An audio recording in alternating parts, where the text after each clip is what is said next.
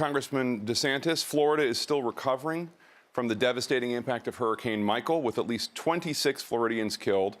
There is scientific consensus that warmer waters from climate change are making hurricanes stronger, as well as a stark warning that the world just received from the United Nations about climate change. You recently said that you're not a climate change believer. I'm sorry, you're not a climate change denier, but you don't want to be labeled a believer in climate change.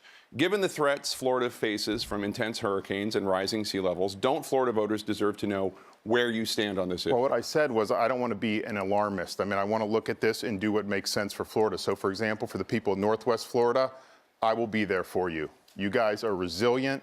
You're fighting. This was a terrible storm, and we will rebuild. But I also think you have to just look at facts. The fact is, you look at South Florida, we need to do resiliency. You have more water. You have flooding. So as governor, that's something that I'm going to take on full throttle. What I don't want to do is do what things like Andrew wants to do, which is do a California-style energy policy that will cause our electricity rates to skyrocket 20, 30%. That's going to hurt senior citizens on a fixed income. That'll hurt our blue-collar workers.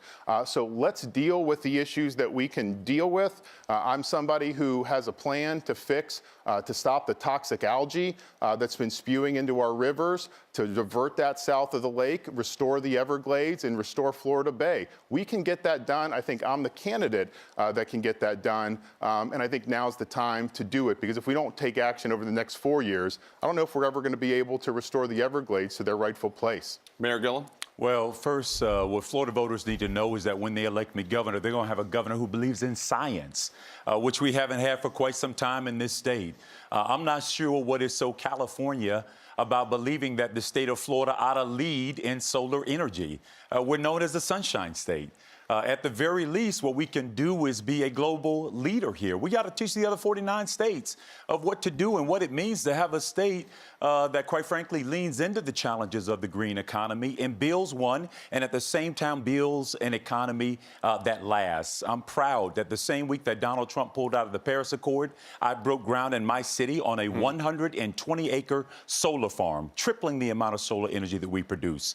We're prepared to lead, and we've done so in my city, and we'll do so for the state.